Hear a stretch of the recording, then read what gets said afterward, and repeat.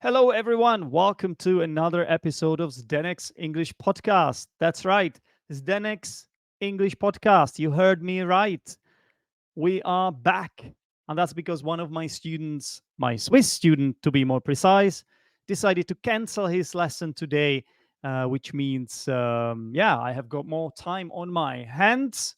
I wonder why we say to have a lot of time on your hands and not shoulders or legs or ears or eyes.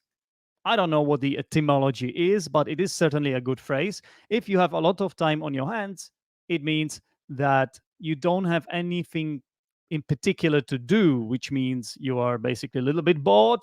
And yeah, that's a good reason to record the next English podcast, of course. Good reason to make my comeback on my own podcast. I have been neglecting the next English podcast a little bit. It has been a while. I haven't been neglecting the YouTube people though. I will have to be honest with you. That's because these days I focus on the YouTube channel more because I feel like it just gives me the impression that it is growing and that I'm learning a new skill. I don't know. There is something about it. It also seems to be more interactive as I can talk to my listeners directly in my comments. And when I do a live show, which I do quite often, I do one English lesson and I do a football show called the Premier Corner, more or less every week. And when I do it live, I am able to talk to my listeners or viewers in that case directly, which I can't really do here on the podcast. So while I still love the podcast, I still love doing the podcasting. It's a bit more distant, yeah, because you guys, my listeners, you don't always talk to me. I know there are some people who occasionally send me an email, but it's nowhere near enough. It's nowhere near enough. So anyway, it's good to be back, and you are also able to watch this as a YouTube video, of course. Um, so this episode is quite action-packed, and it might actually turn out to be quite long, and that's because I have made a lot of notes, and this episode is going to be one of those that is semi-prepared, which means partially I may be reading some notes, but I will try to keep an eye contact as well with you. Well, in fact, it's the camera which is attached to my wall. You might be wondering, Zdenek, why is it not attached to your laptop? Well, that's because if it were attached to my laptop, then um, every time I hit my table, the camera would shake and the image would just not look good on YouTube. So that's why I made a decision to, like I said, to sort of stick it onto my wall. Right. Apologies to the YouTube people if I'm not always looking at you. I mean, I should keep an eye contact. I mean, it's a polite thing to do, and it's the right thing to do if you're doing YouTube as well. It's one of those things the YouTube gurus will tell you that you should always do, because then for some reason the interaction makes more sense, and maybe your listeners are more likely to remain, because as you know, the retention for YouTube videos is not always very good. A lot of people just watch the first few minutes and then they just leave, yeah, without watching the rest. How dare they? I mean, I kind of get it. I probably do the same sometimes. It depends, right? You have to convince your listeners or your viewers in this case, as the YouTuber or podcaster or whoever you are, teacher. I'm a teacher, right? Right? I am still a teacher. Of course I am. I've been teaching English for 13 years. That's just a reminder to those of you who may not know me very well. A reminder? Why would I need to remind something to the people that don't know me? It's more of an introduction, let's say, of myself to the new people, and a reminder to those of you who have um, sometimes problems with your memory or something. I don't know. I don't know why I'm going on about other people's memory. It's none of my business, of course. And I should probably get on with the episode. Right. So, as I said, this episode is action packed, which is a lovely adjective. If something is action packed, it means it's full of action, it's full of interesting stuff. A lot of things I have on my mind that I would like to get off my chest as well. Interesting. A lot of things on my mind that I would like to get off my chest. Right. That's interesting. Two interesting phrases in one sentence. So, first of all, I've got some good news. I have just released a new website. So, in this episode, I'm going to tell you something about it. Also, when it comes to podcasting, yes, I haven't been very active lately. It's been ages since I published the last episode, but I have to tell you, there is some stuff happening in the background. Yes, I've got a fantastic guest coming up on the next English podcast that shall be released in, I don't know, in about 10 days, 14 days' time, something along those lines. And um, oh, possibly I may be planning to reintroduce some kind of private podcast for the people that support me. I still don't know how I will do it. So bear with me and stay tuned for more information. There's one more thing. I have featured as a guest on someone else's podcast, and you know this person very well. And I have mentioned this person here on this podcast as many times as I can remember. Many times, numerous times, multiple times. You probably know who I'm talking about, the king of podcasting. So I am about to feature on this person's podcast. I will tell you more. If you have no clue who I am talking about, I'll tell you more in this episode. So be ready for that. And I would also like to touch on what is currently happening in the world, which might turn out to be a little bit more heavy or a little bit heavier. Specifically, I would like to say a few words about the Israeli-Palestine conflict and basically give you my take, tell you what I make of it. And yeah, but I think I should start with my sort of life in Vietnam update. Because as you know, guys, currently I am based in Vietnam. I have been living here for almost 10 months now. It's going to be a year in Christmas, which is incredible if you think about it. I can't believe I've been here for so long. But it's true. It's true, yeah. So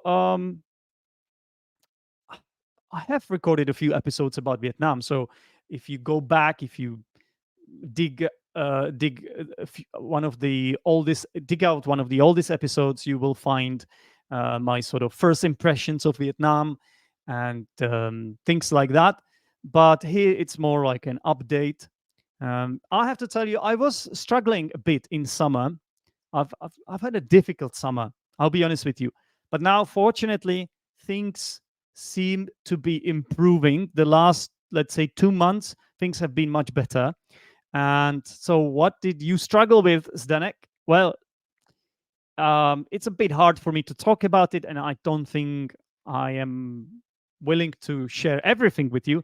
But let's just say there were some visa issues, some problems. I hired the wrong agent, I talked to the wrong people, and basically I was on the receiving end of some, let's call it, misunderstandings. Let's not be too cynical about this. I think they were mostly misunderstandings. And unfortunately, I paid a price for that, especially because I had to pay some money. I had to shell out some money that I wasn't meant to, and things like that. So that paid its toll on me a little bit, on my sort of mental state. I was a little bit stressed about this. And as you know, as you probably know, when you're stressed, it also pays its toll on your physical state. Basically, I also got sick a few times. I came down with several different diseases and illnesses, and it wasn't pretty. Probably one of them was probably COVID, and I was also sort of losing my fitness levels. Yeah, so that was really annoying. It's again connected to my mental state, because If I'm unable to do sports, you probably know from the previous episodes, I feel a bit depressed about it. And it's also connected to my inability to sleep well. My sleeping patterns are not exactly ideal at the moment. And yeah, it's really nothing to write home about. I'm a night owl. I'm a full-time night owl. Yeah. And I'm not very happy about it, but it is what it is. At least what I should be able to do is to sleep 8 hours, um, 8 hours, yeah, in one go without waking up in the middle of the night and taking a 1 hour break. Yeah. So at the moment, I'm struggling with that a little bit, but it is better than it was in summer. The thing is, why was it so hard in summer for me? It's not just the visa stuff, it's also the temperature. Yeah, I'm not used to such high temperatures with such high humidity levels as well. The humidity and the high temperature is it's a killing, deadly combination, basically. So that again paid its toll on me. That is a phrase that I've used many times in this episode already. When something pays its toll on you, let's Google it to give you um, a good definition. Because I don't want to mess this up. So if something takes its toll on you, did I say pay? Why did I keep saying pay? Could it be pay? Hmm, I think it's always take. I am sorry. Okay, I may have messed up. Why did I think it was pay? Well, thank God I've checked this one. So if something takes its toll on you, it basically means it has a serious or bad effect on you. Yeah, it may harm you in some way. It may damage you. So in this case, I was referring to my mental and also physical health. Hmm. You know why I thought it was pay its toll? Because toll is also a word that means it's a charge that you pay for something. Yeah, it's like a tax or fee paid for something, and of course you pay a toll, right? Pay the toll. So that's why I messed this up. But it's the phrase is to take its toll on you. So that's been clarified, hopefully. And yeah, so yeah, I think everything is now a little bit better. Yeah, going back to the summer stuff. So yeah, it's just it it was just way too hot for my liking. I was sweating everywhere. I even had some rash because of the sweating, like some red spots on my body. I'm still struggling with that a little bit. And also I had to start using fans, not football fans, but those fans that spin around and create cooler air, those kinds of fans. Not the computer fans, but the big ones. There's one next to me, but the camera that I'm using is attached to my wall, so I can't really I could I could move it, but that might mess things up. So I would rather not. Yeah, so AC fans.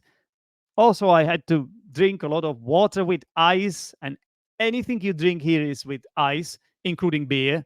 Yes, you heard me right. I had to put ice into my beer. Unbelievable, right? Yeah, I feel ashamed. Yeah, so all in all, tough summer for me, especially because of these temperatures. And now the rainy season is starting, so it's a different kind of challenge. We are in an area here in Vietnam where you get regular monsoon seasons in the tropical zone. And you have there are only two seasons here in Vietnam: the dry season and the rainy season. And the rainy season is starting now, so a lot of rain. A lot today is a rare day without rain. Actually, the sky is quite clear, but other than that, almost every day it's going to rain for the following 3 days. Yeah, so you can imagine different kind of challenges. You have to wear flip flops all the time. I can't wear anything else. Flip flops or sandals, something that dries quickly. The clothes, yeah, you have to really wash your clothes all the time. It it's harder to dry because it takes longer to dry your clothes when they get wet, when you get soaked. And even so, you might be using what are they called, the raincoats or ponchos, but that might not be enough. So now, guys, it looks like I'm complaining a lot. I'm not. I love my love here. Love my love? No. I love my life here. And however, nothing is perfect. And at least life is interesting here. I have to say it is. It is. Um, I'm happy to be here, and I have managed to create some meaningful relationships, which I think is a big factor here. So my girlfriend is a really good girl. She's very supportive, understanding, and open-minded. She's Vietnamese. She's also very funny, and her English is getting better. So you know what? I'm actually surprised, like how smooth it has been with her. I mean, I was expecting some problems with the culture differences, but it's it's almost negligible, really. Yeah, so she's a nice girl. And yeah, my financial situation is a little bit more stable now as well. It hasn't been really good since I came here. Now it's slightly better. Okay, it's slightly better. So do you know what? I don't need much. I've realized I can live a life of a minimalist. So I've got a small studio. Yeah, this room you can see if you are watching this on YouTube is just one room. I live in just one room. It's a kitchen, it's my bedroom, it's my living room, it's all in one. And then there's a small bathroom that's a separate room, but it's very small. And we live here in two people, and I'm not really complaining. It's my choice. I could pay for something bigger with more rooms, but that would be more expensive, and I currently can't really afford it because one day I might want to go back to the Czech Republic, and the flight ticket is pretty expensive. Yeah, so I need to start saving up for that, and yeah, it's a choice. You can't have everything in life. You have to make some choices, make some sacrifices. So to be honest with you, I'm not that bothered. I'm not that fussy when it comes to a place I live in, as long as I have my laptop, decent internet, as long as it's a relatively quiet place, and I don't know, it doesn't rain inside. I suppose, yeah, it wouldn't be very good if this place had a leak or something. Yes, so yeah, that's that.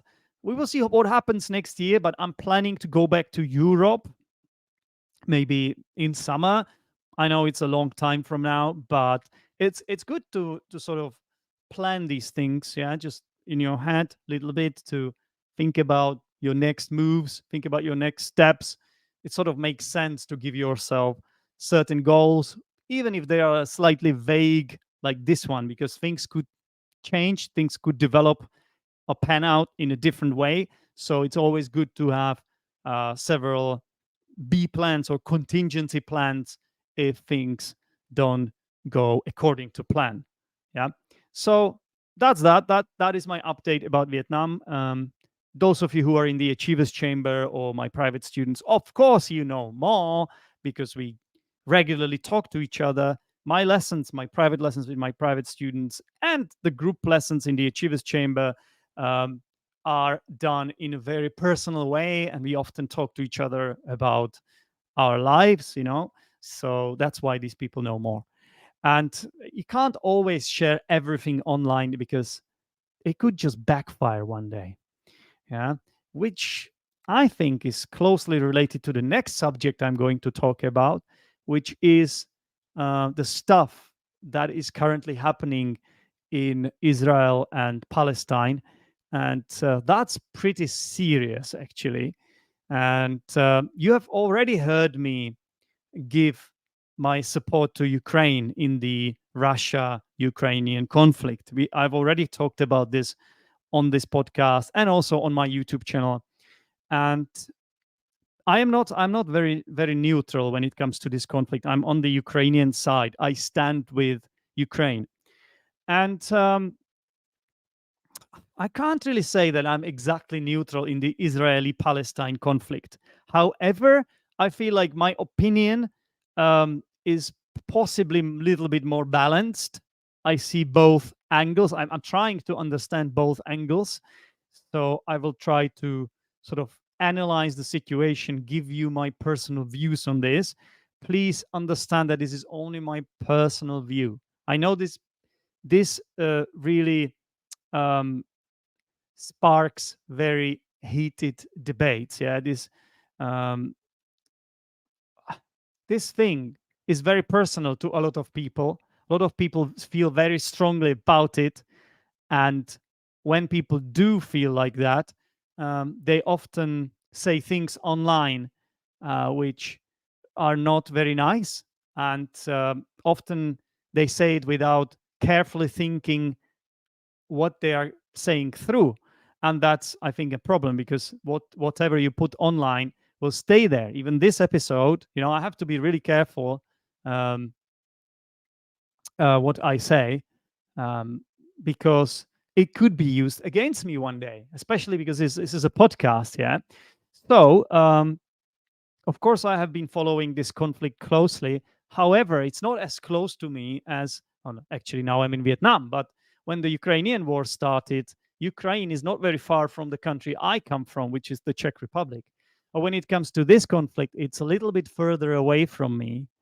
And of course, I know there have been problems for ages, but there is a little connection. Of course, uh, Germany and what happens to Jews, the Holocaust, that's right next to my country. Yeah. So in my country, in the Czech Republic, of course, Czechoslovakia was occupied.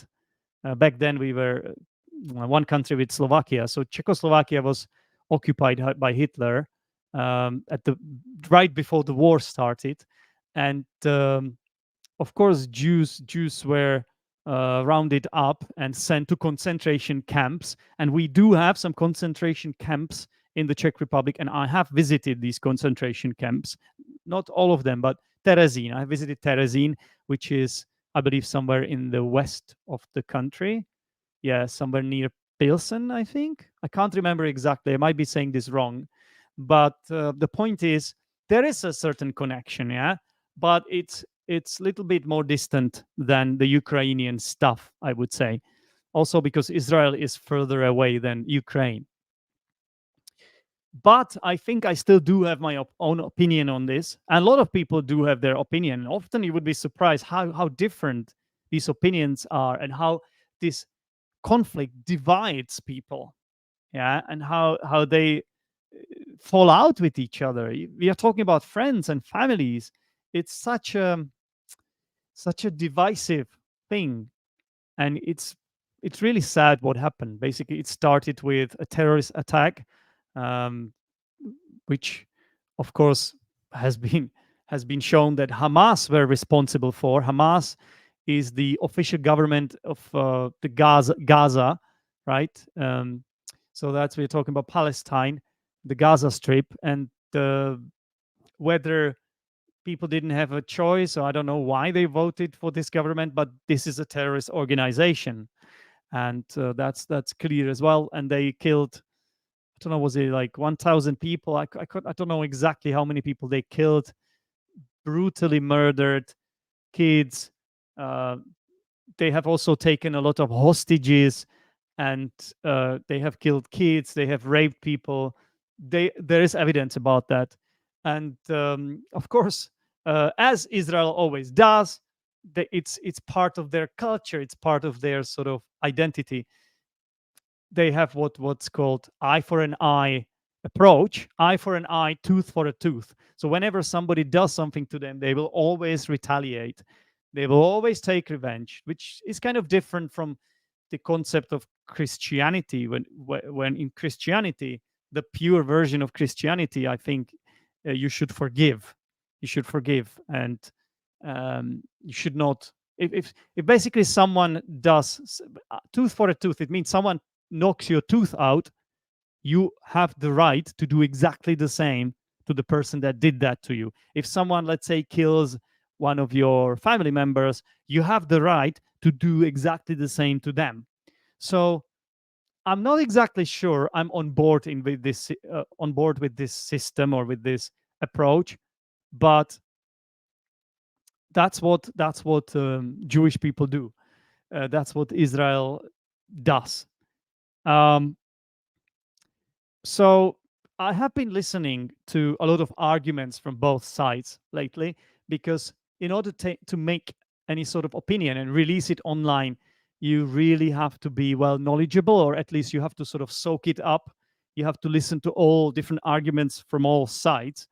And of course, I have got my own personal experience as well. I have actually taught at a school where some of the students I had came from those places, from the Middle East, including Palestine and Israel. I have met the people from those places.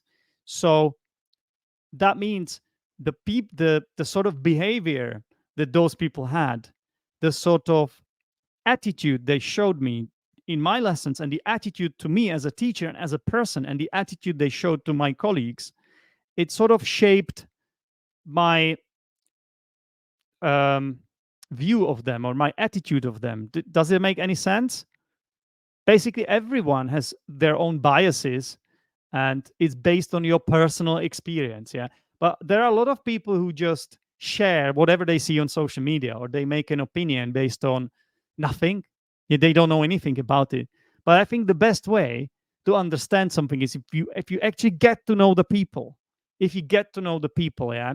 So I do have that kind of experience. So I just like to tell you that this is where I'm coming from. And of course, like everyone, I am influenced by, you can call it a Western propaganda, or whatever is shared in the West in social media. Yeah, just like the people on the other side are influenced by the other propaganda. Yeah?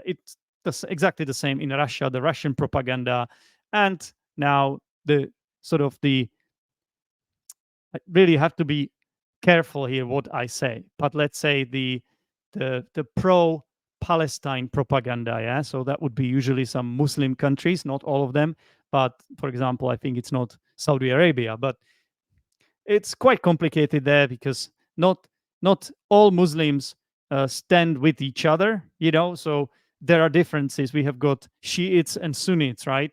And different countries have sort of different perspectives on this, different ideas. So I'd just like to say that everybody has their own bias, and including myself. I'm not denying that, but at least I'm trying to make an opinion based on my personal experiences, as well as I'm trying to listen. I don't always sort of stop listening when I hear someone say things that I don't necessarily agree with.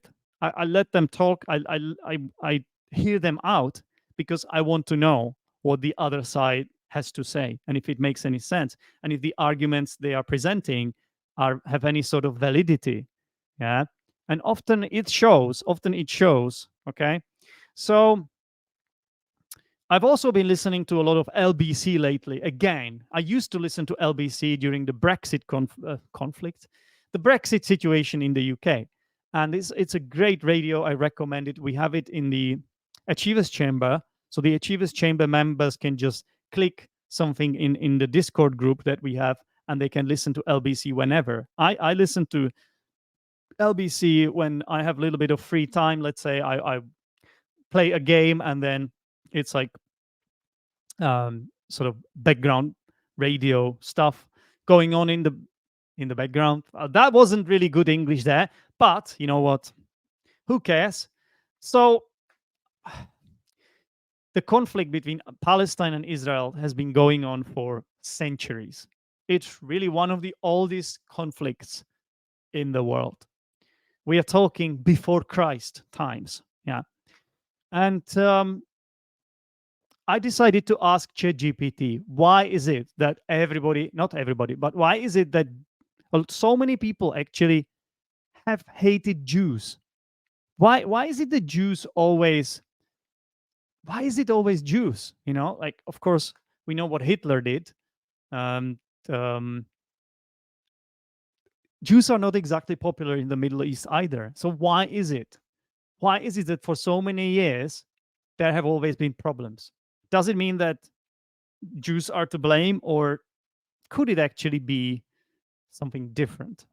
So I decided to ask ChatGPT to give me some ideas about this.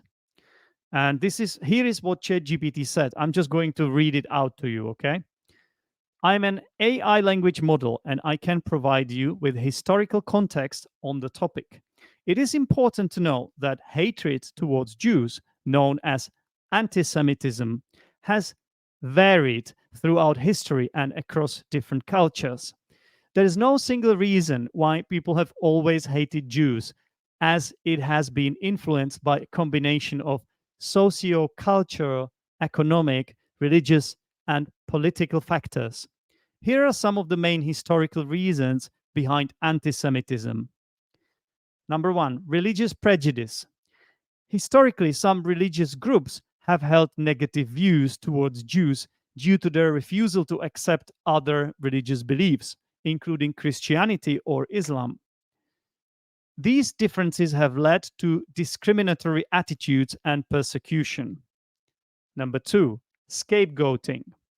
Jews, being a minority community with distinct culture practices and communal coherence, have often been blamed for various societal problems such as economic crises, political turmoil, or the spread of diseases.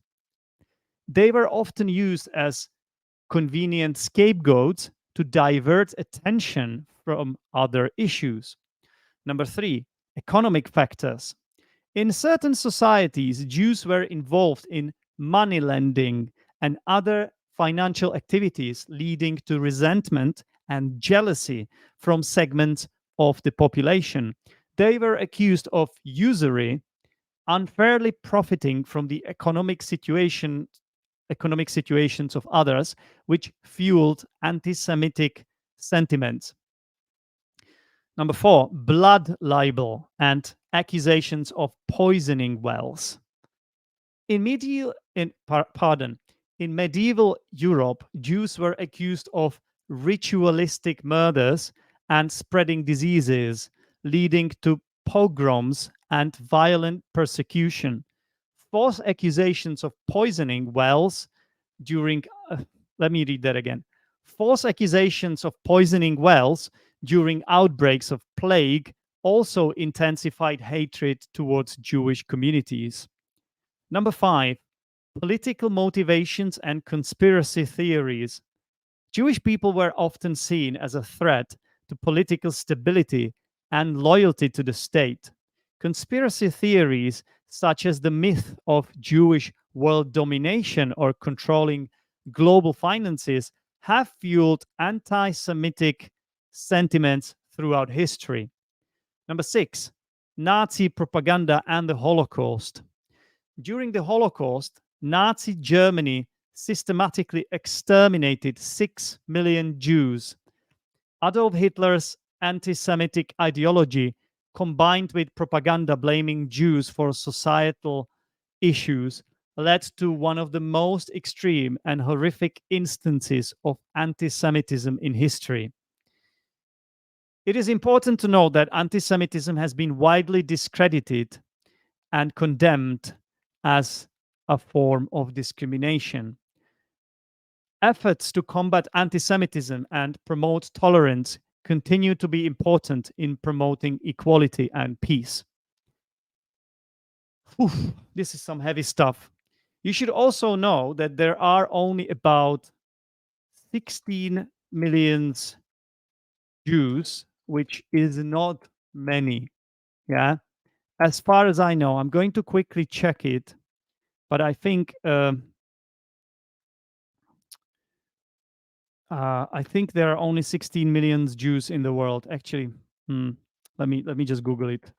How many Jews are there in the world? Just to be sure, I don't want to say it wrong. Okay, so I believe it's about right. Yeah, about right. About 16 million Jews in the world, which is not many. So I don't want to make this a conflict between.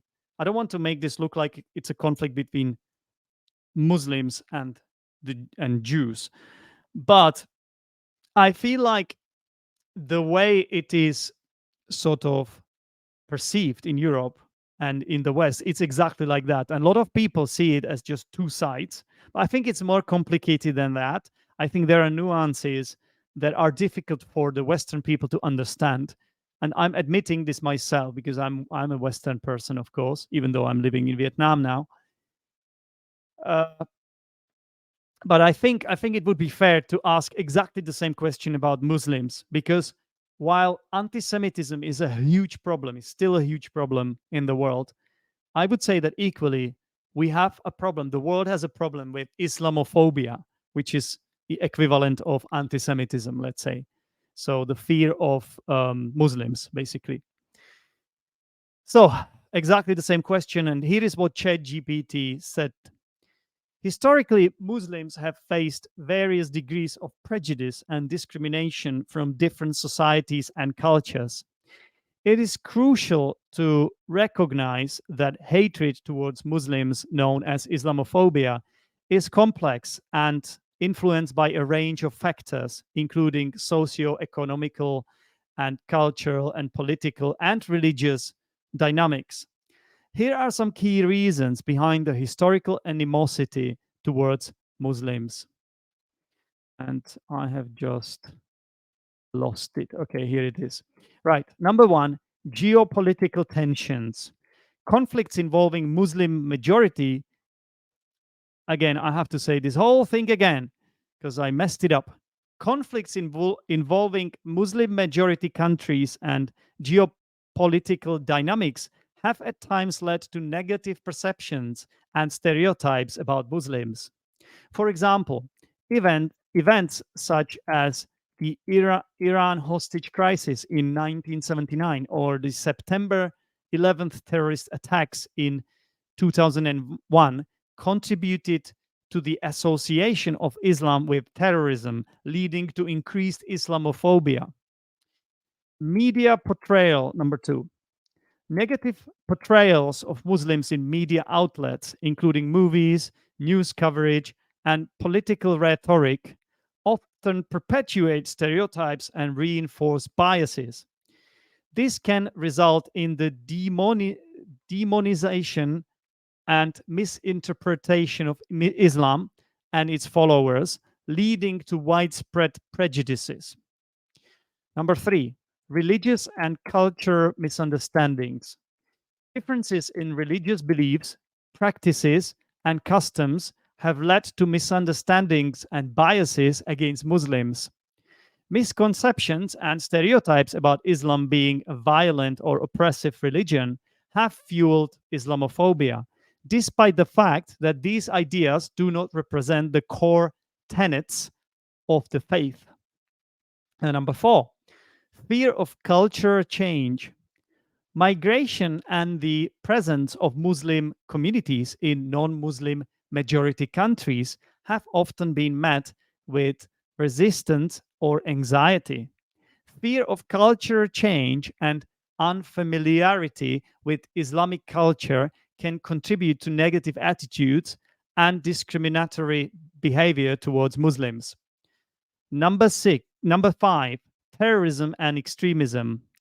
Some acts of terrorism committed by individuals or groups claiming to represent Islam have contributed to heightened scrutiny and suspicion towards Muslims.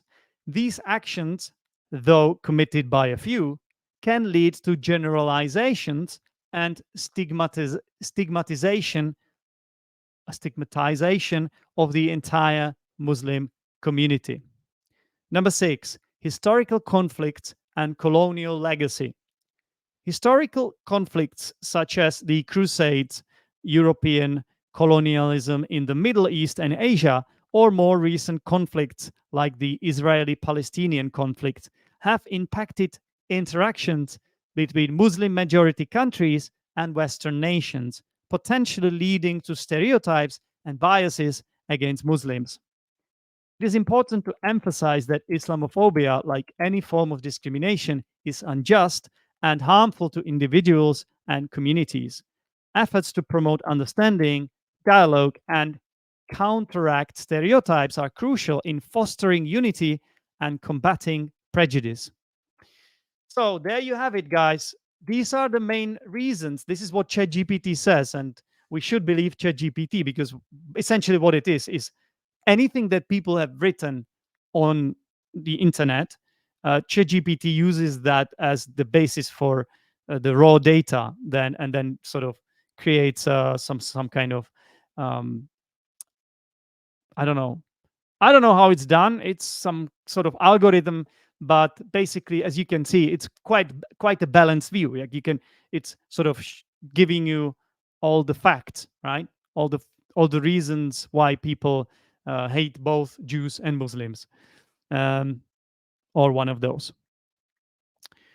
Um, so you know what? My problem, my personal problem, is with anyone who denies facts.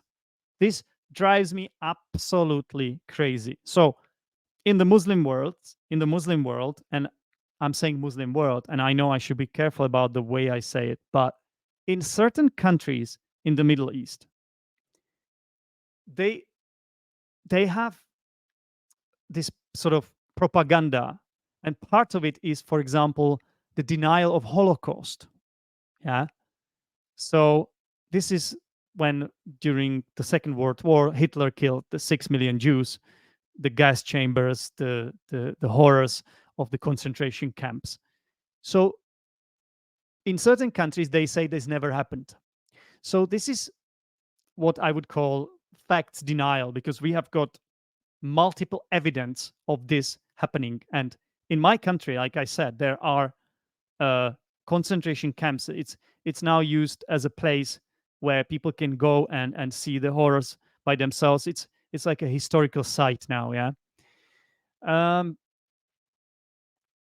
there are graves. There are mass graves. There's just so much. We still have some people, some survivors of Holocaust, who can talk about this. Um, so my problem is with anyone, whichever side it is. I've just given you one example because I've heard these things from some of the students that I taught, yeah, when I was a teacher at the school in Podjebrady. From these were students who were about to study medicine in Charles University, for example. So I have a problem with this. Like, whoever denies facts are things that cannot be refuted. Yeah, you have irrefutable evidence. The problem is sometimes it's hard to tell, right? Sometimes it's hard to see where the line is. What is a fact and what is a fake? What is fake news? Especially with the social media these days, people are too quick to jump to conclusions. People are too quick to make an opinion because it's usually down to the fact that they are on one side. They sort of cheer for one side as if this was football, right? So if you love Israel or if you support Israel unconditionally, you stand with them. What's the word? Un There's another word. Unequivocally. I can't remember the word now, but basically, if you never look to one side or the other, you're looking one way, and that's a problem for me. And exactly the same thing with the people on the other side. The same problem. Yeah, you're just looking one way, and you're not willing to fact check. You're not willing to accept if there is any evidence coming to the light. For example, recently, um, some sort of rocket fell on hospital and killed loads of people. Yeah, and it has been already proven that this was a misfire rocket from the jihadi terrorists. Yeah, from a Muslim terrorist group. Probably wasn't Hamas. Anyway, there it has been proven, right? They have showed some recordings. They have played recordings of people talking about it. People from the Palestinian side. They have also examined the crater. They have There have been some investigations done by neutral sites, like objective investigations. And when new evidence comes to light, in my opinion, everyone should look at it and see if it's true or not, right? Because of course, some you can also stage evidence. You can also come up with some fake evidence, right? This can happen too. But in this case, it really doesn't make any strategic sense even from Israel to do that, because they always abide by the Geneva Convention of War. They always do that. So it wouldn't make any sense, or it would make sense if it happened by accident. It definitely happened by accident, whether it was the Hamas side or um, the Palestinian, sorry, the Israeli side. It definitely happened by accident. It's just that nobody wants to admit to it. But in my opinion, it points now. I don't have conclusive evidence, or I don't. I only know what I hear in media, and when I hear people talk about this. Yeah, so I've heard several interviews, and it looks to me like I can trust the Israeli side on this. Yeah. So this is one problem I have. Like, if somebody is just lying, lies cannot win. I don't believe in lies. Yeah. So you cannot justify lies in any way, because truth should be the important value. If something happened, you cannot make an alternative version of it. I mean, you can, and some people might believe it it might help your propaganda, but then eventually the truth will come to light. I just believe that. Call me naive, but I think lies will always backfire. And exactly the same with Putin. Exactly the same. People will wake up to it in the end, and he will be punished. He will be assassinated, or he will lose his political influence. And I think they will get rid of Putin in the end, I think they will, because they already know. It's just they are covering it under wraps, basically. That's all. But I'm talking about the Palestine-Israeli conflict. By the way, this is really difficult stuff to talk about. It's very heavy, and I'm reminding everyone this is all my opinion, and I'm trying to be as neutral as possible. Yeah, it would be really hard for me to talk about this with anyone, because, as I said, there's people having strong opinions. I would find it really hard to, for example, interview anyone from the Palestinian side, just like I might find it hard to interview someone from the Israeli side. I really would. Uh, Whichever side you're on, you should just always tell the truth. The problem is that these days, it might win you some points if you say the right things, right? And unfortunately, the right things to say, because of the way marketing and internet works, is sometimes to lie. That's why politicians win votes. Politicians like Donald Trump or Boris Johnson win votes, because they come up with the simplest solutions, which are often fake and not feasible, or just incite hatred. But it shouldn't be like that, you know? In my country, I have to say the Czech Republic is very Islamophobic. Most people are going to support Israel. Why? I think it's mostly to do with xenophobia. Basically, we don't have many Muslims in my country. You can't compare the size of the minority with countries like Germany, France, the UK. No, you just don't see any Muslims in the streets in the Czech Republic. I know there are some, but a few and far between. So that's why we are quite xenophobic and Islamophobic, and often the Czech politicians, they win points in their political campaigns just by saying bad things about potential immigration from the Muslim countries like Syria and stuff like that. Like, it always wins points to politicians because of fear. Yeah, these people, they have never met a Muslim. They have never lived next to a Muslim. They don't know that. Doesn't really matter whether you're Muslim, or it doesn't matter. It comes down to what kind of person you are. Yeah, I know so many good Muslims, like, and I'm Czech. So for me, I actually hate it. I hate this about Czech people: the narrow-mindedness, the inability to just give Muslims the benefit of the doubt. Like, you should first get to know them before you make any kind of judgment. I also understand it in a way because it's like a cultural thing as well. Because obviously Muslims, they are very different from um, the Czech people. Yeah, it's they just have different values, and they dress differently. They use hijab, for example. So I kind of get it, but I don't like it. I don't like the Islamophobia in my country. The Czech politicians, they just win so many points, as I said, like Babiš. We have politicians like called Babiš and Okamura. Those of you who are Czech people, I know some Czech people listen to this podcast or watch this YouTube channel. If not Czech people, some people from neighboring countries, you may know these names. Um, you've got such names in other places too. You have Le Pen in France, who almost became the president. And I mean, there are problems with integration, that's for sure. There are problems. Sweden, Belgium, Germany, these places, we hear a lot of stories. I've seen a lot of TV shows where they portray the problems with the areas, with the poorer areas, with the slums, and how it leads to, for example, um, drug problems and things. And it creates gangs of people and no-go zones, and these things are real.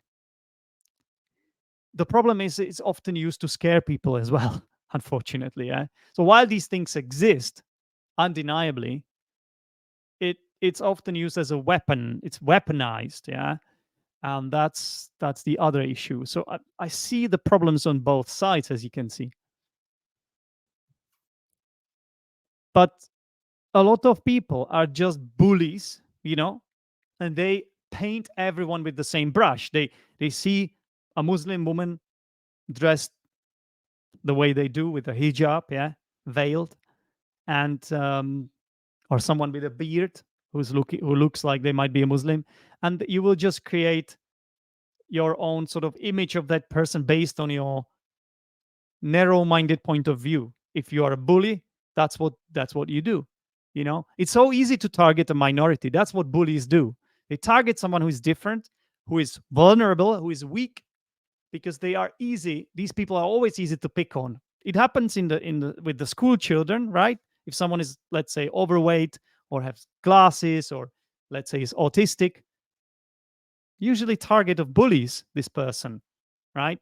So a lot of bullies in Europe, that's for sure, and too many for my liking, and they should be called out. And on the other hand, Islam shouldn't invent stuff just because it suits their agenda. I I know, again, from my own experience working with the students from the Middle East, that sometimes they would just sort of lie to me and the other teachers in order to make an excuse as to why they were late and things like that, why they couldn't study. I know that in Islam, you can justify lying basically if it's for a good cause. Yeah. So again, I think the same could come from the Western people. A lot of people would lie, like people who are not ashamed to follow people who lie. Like people knew that Boris Johnson was a liar. He has been shown to be a liar, but yet people still voted for him. People still followed him. So if you follow someone who lies, that means you approve of lies yourself, right? So you might as well be a liar yourself. Ah, I mean, when it comes to the current situation in Israel and Palestine, my position is as follows. I really don't understand what radical Islam is trying to achieve. Whether it's Islamic State, Taliban, Hezbollah, Hamas, I just don't get it. I don't get this jihad thing. It's mind-boggling for me. And I know a lot of Muslims also don't get it, by the way. I know that.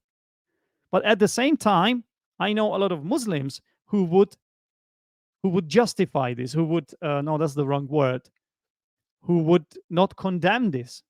So if there is a terrorist attack and innocent people are killed, that should be condemned no matter where you come from, right? The Muslims would point out to me that in the same way, the West should condemn what Israel is doing because they are also killing innocent people. However, I feel there is a difference. First of all, there's only 16 million of them in the world, 16 million Jews.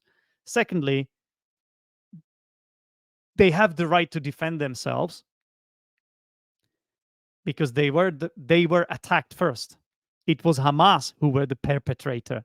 It was Hamas who started this war. So this is the problem as well, and this causes the Islamophobia because a lot of people just are not able to separate those two things, unfortunately. And I don't think it's going to get any better because there is like so much pride and so much inability to change your tune. That's not the right expression. To basically, you should be able to change your opinion based on new emerging facts. If some facts are presented to you, you should be flexible enough, you should be open-minded enough to change your opinion. But this is so hard for some people to do because their ideas are so entrenched. They have one way of thinking, you know. A lot of people are afraid. A lot of people are scared now, rightly so. It's a terrible conflict. It could lead to disastrous situation. I mean, potentially there is once again, after what Putin did, once again there is a chance of some sort of nuclear war even starting. I don't want to sort of um, talk about it because I don't think it's going to happen. And whoever would initiate that this side would be doomed. You know, I don't think anyone wins. No one does. If one nuclear weapon is launched, then it's not going to be just one, right? Because so many countries have nuclear weapons: China, Iran, India, France, the USA, of course, Russia. Hopefully not the North Korea. So many countries have it that it would just destroy the world, because if we start nuking each other, that's it for us. You know, we are done. We are done for. We are doomed. So I hope I'm making myself clear. It's not easy to just. I'm not just going to say I stand with this side, because I'm trying to see all the intricacies or the complexities of this issue, and also sort of present to you my personal views. I basically stand with all the innocent people. I have to tell you that. People who want to live their life in peace. And I think Israel's position is really tough. Jews have been persecuted for thousands of years because of being smart, well educated. Often they reach very high positions. They often make a lot of money. Um, they're just good at it. They are. It's in their DNA, and they work very hard as well. They are shrewd. They are smart, and this leads to a lot of hatred because people are jealous. People are envious. People want the same. That's human nature, unfortunately. And also they have been through unimaginable trauma of Holocaust. Yeah, it's just undeniable truth. And Israel was created, which made sense from the Western point of view after the Second World War. But in reality, it's put the cat amongst the pigeons, because basically now they were surrounded by people that felt like this was unfair to put the Israeli people there. So I don't know. I don't know all the details. Honestly, I'm not that well read. I'm just trying to listen to what I hear and base my own opinion on the interactions I have with people, as I told you. But the matter of fact is that this is a complicated conflict. It's absolutely mad. The level of hatred in those areas now Let's hope there is a chance for a truce. Let's hope these people can find some sort of common ground in the end, because everyone suffers, right?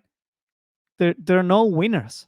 Maybe the terrorist organization Hamas are happy actually that this is happening. They are the true winners. But honestly, any terrorists from any sides should be exterminated, should be got rid of. Like, I don't see any other way. Terrorists, terrorism can never be justified, in my opinion. Never.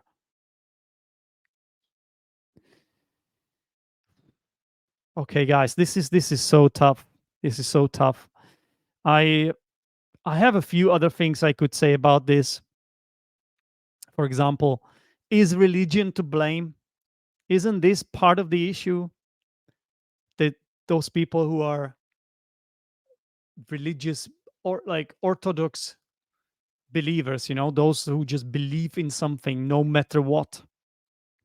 I just I don't have a problem with religious people, and that's okay. Like, you can believe whoever you want. I'm a liberal. I'm open-minded enough. However, any sort of extremism, whichever religion is responsible for it, is danger to society, in my opinion. It endangers the sort of Western values. Yeah, I say Western values like as if it's something better. But what I mean is, hmm, how to put this? How to put this? I don't want to dig myself into a hole.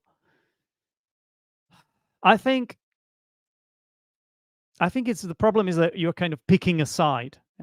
It's like supporting a football club, which is a healthy rivalry, more or less. If you ask me, it's about banter and good competition.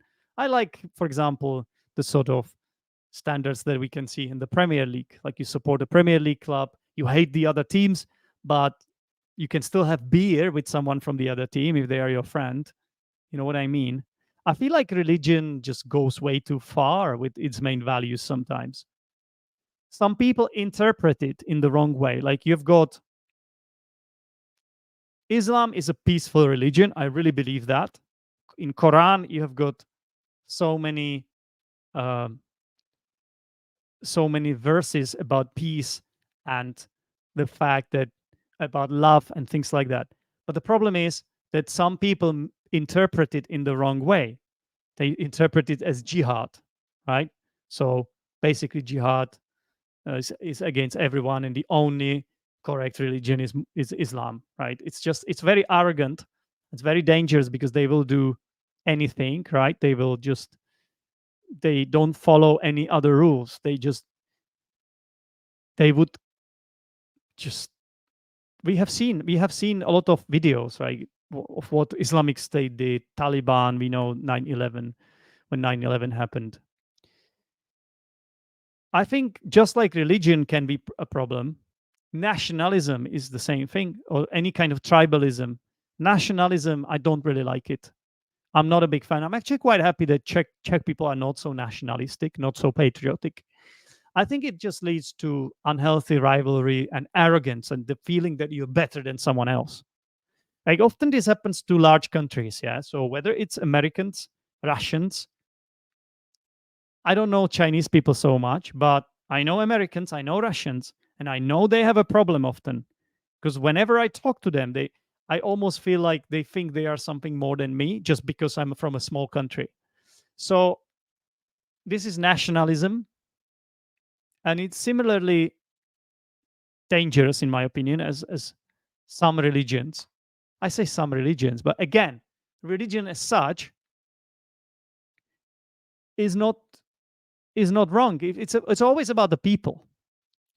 It's always about the people. So in Christianity, you have problems with some priests who abuse little boys, for example, yeah, sexually abuse little boys. Like, this has been shown many times. So there are always problems everywhere in every religion. But I just don't trust that don't trust the religion as institution. Guys, this is a heavy subject. I feel like I should probably stop talking about this. I can't solve it, and I can only talk about it. But you can't prevent me from having an opinion. I think everyone is entitled to having an opinion, and everyone should be able to change their opinion based on new facts that crop up, whether you are a Muslim or Jew or Christian or atheist or neutral in the conflict, or someone who doesn't care about it at all, which, in my opinion, is also a position to take. But we should all be open minded. And frankly, if you're not open minded, if you're not even willing to listen to what the other side has to say, if you're not willing to accept facts, I think you could be a danger to society. I really do. So, okay, let's move on to something else. I said I would talk about some podcasting now. So there is a new podcast in the pipeline. I have recently recorded an episode with Rob from English with Rob. And Rob is obviously someone who I respect for being a great teacher and a great, fantastic content creator. I actually think he's underappreciated.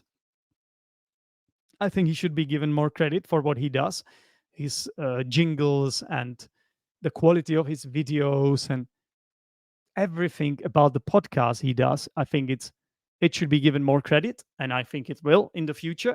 So I was so happy that Rob decided to feature on my podcast. I actually have to say there was a little hiccup because I recorded an episode with him and then I accidentally deleted the episode, which means I had to apologize to Rob and ask him to re-record the episode. Unfortunately, no. Fortunately is the right word. Fortunately, Rob was so kind and didn't mind, and we did it again. And I think it's a great one. I will probably divide it into 2 episodes, potentially a double episode coming up soon. So that's something to look forward to. And I should also be appearing on, drumroll, Luke's English podcast again. That's right, my second appearance on the best podcast that exists in the world, of course. I'm not sure if it's the best podcast, but it's definitely one of the best. That's for sure.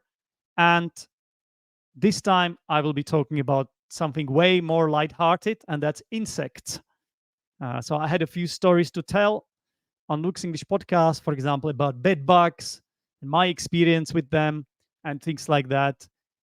So as you know, Luke has always been the primary inspiration for this podcast. So I think it's going to be interesting. Luke himself says that this episode came out well, so hopefully it will be well received by his audience. It's coming out on the 25th of October 2023, which means next Wednesday. And I can't wait for it. I think, I'm very proud that Luke agreed to have me on his podcast again. And yeah, it's actually a great achievement for me too. And I hope you guys listen to it and I hope you guys enjoy it.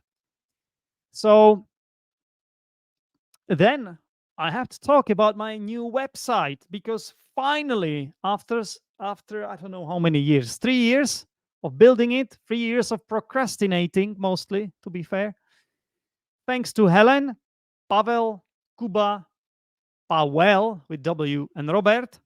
Those are guys that helped me with the website in one way or another. Thanks to these guys, I finally managed to finish it.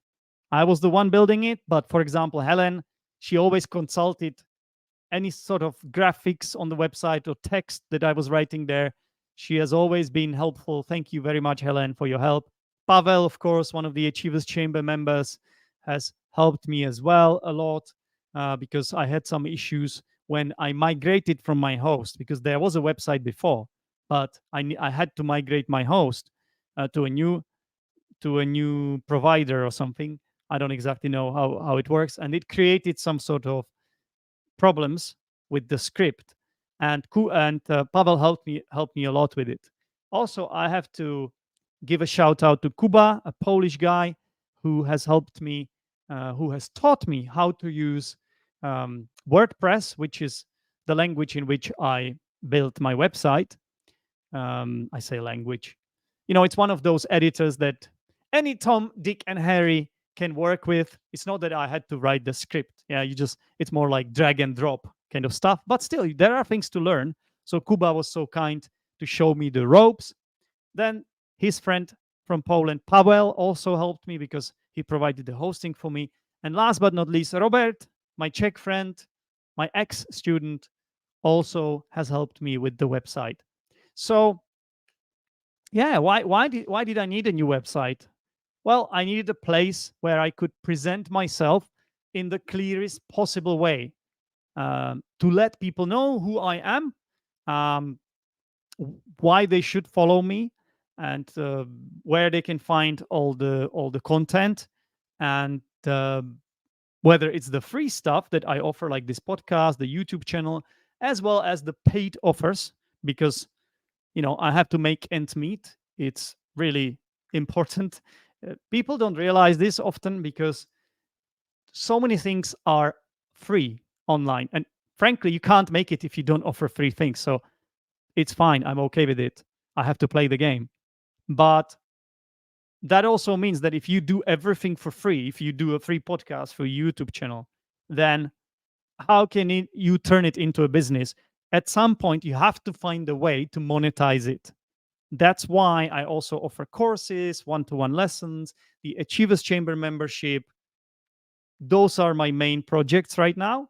And so I have to have a space where I can present this, where I can show this to people, show them, and give them the opportunity to buy it if they like what I have to offer, right?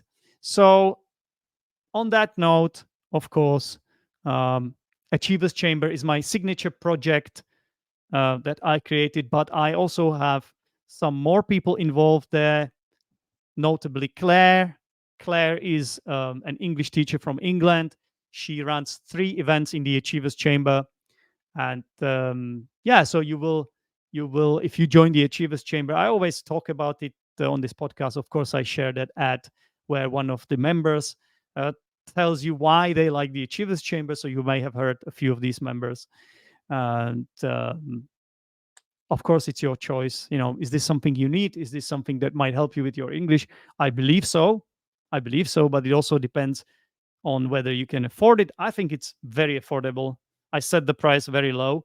um, I actually think I will have to increase the price at some point. But what I will tell you is that if you join now, or whoever is a current member, I'm not going to increase the price for you. You will have the lower price, yeah, if you join now or if you are a member now, because I don't want to drive you away by increasing the price, even though it's something I should be doing because there is inflation, right? Yeah. So going back to my website, so you will learn about the Achievers Chamber. There's a lot about it there, but also some testimonials about me as a teacher. You know, what people think of me as a teacher, and also some information about potential future courses that I offer: English through board games, English through role plays, practical everyday English um, course, the vocabulary course, and some other things. Yeah. So I would also like to thank all people that support me, whether it's by liking my YouTube videos, by leaving comments, because every little helps. Yeah, this is the least people can do, and most people don't do it. I don't know why. So easy to do, right? If you watch someone's content, why not like it? I'll tell you why most people don't like it, because it's just that extra thing that you don't have to do and you still can watch the video. But people don't realize that if I don't get the likes, this is not going to be shown to anyone. Like, the videos are shown to more people if there are enough likes and comments. It's how the algorithm works. So of course you can buy one of the things I offer, but if you don't have money, or if you can't afford it, or if you don't want to do that, please at least like or comment. It makes a huge difference. You could also become a patron, but of this podcast, of the Next English podcast. But currently, there are no benefits. It's just to support my work. Like, you could do that as well. Uh, just send me $1, $2, $3 every month. It would again make a difference. And yeah, and so I want to thank all the Achievers Chamber members, all my private students who are listening to this. This is the best way to support my work, but also this is the way you get the most out of me, because I'm a professional English teacher, so I have expertise, and my main mission is to help you level up your English. My main mission is to help you with the problems that you have with English, whether it's your pronunciation, your fluency, your confidence, or just you just need more speaking practice. I'm here for you. That's my job. So thank you very much that you've decided to choose me as the person who can help you with this, of course. And as a way of thanking you, I have created something for you, for all of you listening. Anyone who is able to listen or watch this, you will find a link in the description of this episode or on my new website, which is, by the way, teachzdenek.com. So it's the same website as before. It just looks so much different now, so much better, in my opinion. I mean, almost everyone told me that it looks 1,000 times better now. The graphics is just it's a game changer, really. So a gift, yeah. What's the gift, Zdenek? Well, it's called Unlocking Your English Potential: 8 Secrets to Fluency.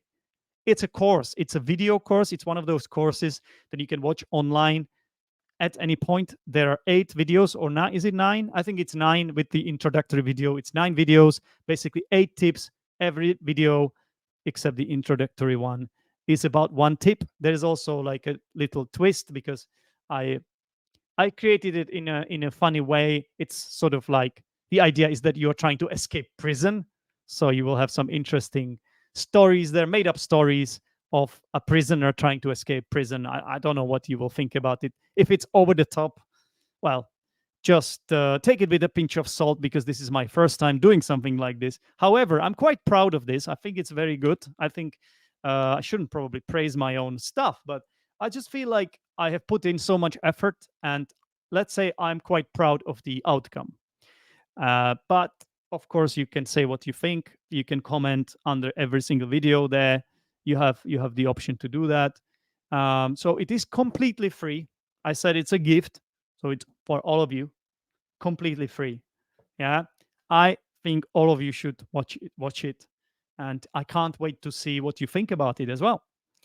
Yeah, I did put my heart and soul into it. It took me several months to finish, maybe almost a year.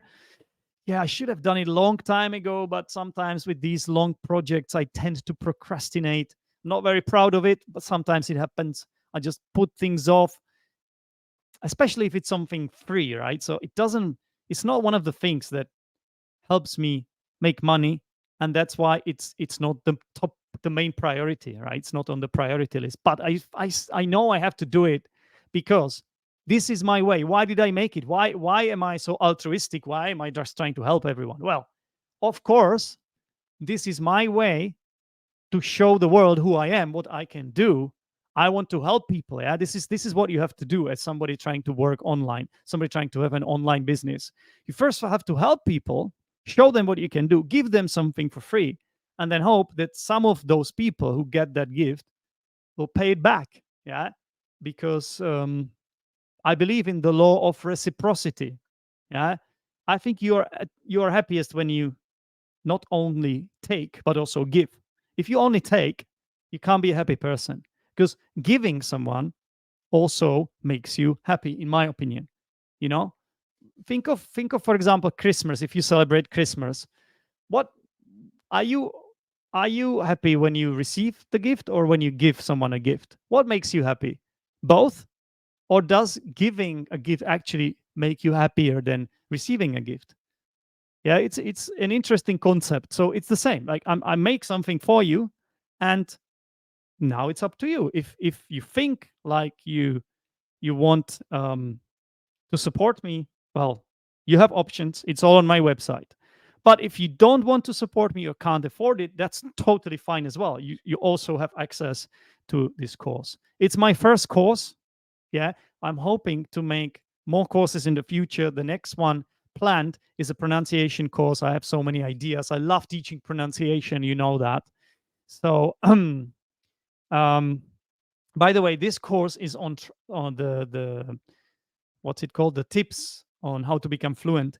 is on Thrivecart. I made it on Thrivecart, which is like a platform where you can you record videos and then you put your videos um, on this platform where then people when people join this course, it shows them the percentage of completion, so you can watch the first video, maybe next day come back to it. It will always tell you how far, how much progress you've made into that course. And I think it's pretty cool, so you can enroll, check your progress, watch whenever it whenever you want. Yeah, I think, are there any, there should also be some I think there are some exercises as well that you can do, so I recommend taking that sort of active approach, being be practical, do it practically as well. The things that I am suggesting, it can really help your English. Yeah, it can really boost your English. I believe most of you are already advanced, but all these tips are sort of applicable to lower as well as higher levels. Okay, so I mentioned Thrivecart, which I think is a great service.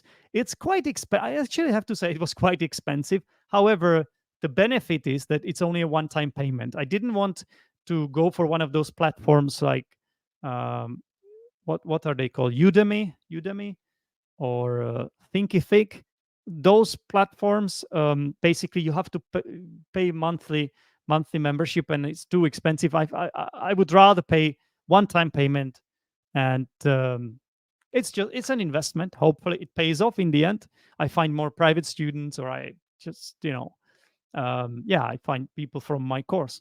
Um, Speaking of Thrivecart, if this is something you might be interested in, maybe you are a business person yourself, maybe you might want to create your own course, get in touch with me because I do have an affiliate program. Oh, we could help each other out. You could buy Thrivecart through me, through my own link, and um, as a way to return, as a way of returning favor, I promise I would teach you, I would show you the ropes, I would show you how Thrivecart works. I would be happy to do that. That would be a nice commission for me. So of course, it's a win-win, right? So let me know. Like I said, it's a lot of money, but if you're thinking of starting your own business, having a course like that, I think it's a good one. I have to say I've been quite happy with it. So yeah, I guess should I leave it there? I feel like I've said enough on this episode of the podcast. How long has it been? Oh my god, almost 90 minutes. It must be one of the longest episodes I have ever recorded. Yes. So, yeah. Okay. So before I go, once again, check out my website. Go and check it out now. teachzdenek.com. Download the free course, watch it, apply all those juicy tips that I am offering you there, that I'm talking about there, that I'm teaching you there.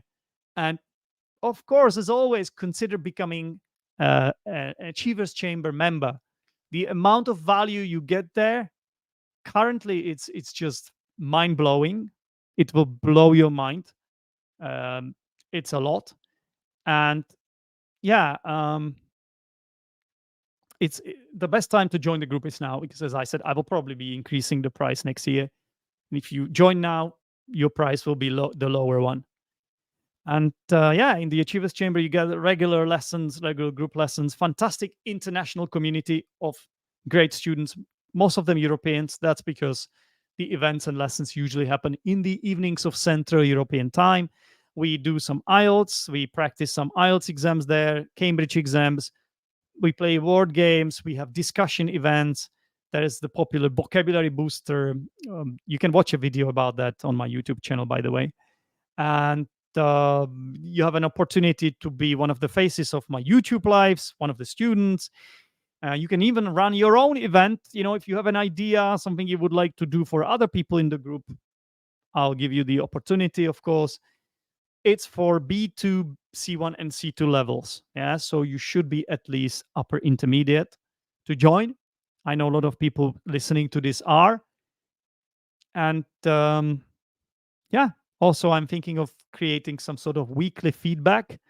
It's like my new idea with did I already mention it? I can't remember anymore. I'm getting a little bit tired, everyone. I think it's high time I stopped recording this podcast, but basically, I'm planning some sort of feedback podcast only for the Achievers Chamber members, where I would just tell them about their English, correct some of their mistakes, pronunciation, and things like that. So that's also kind of planned in the pipeline, and more experiments because I like to experiment. For example, recently I've been making an IELTS game for my students, an IELTS board game. Yeah, so that I may potentially put it on my website at some point. We will see. We will see.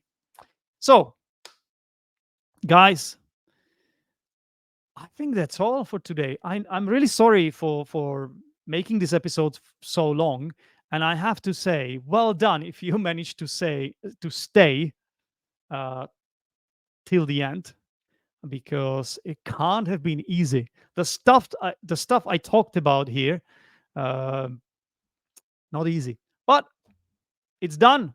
It's the end. It's not the end of the podcast, fortunately, and there will be more to come from me. Take care, everyone. Thank you for listening. Thank you for watching. And until next time, bye.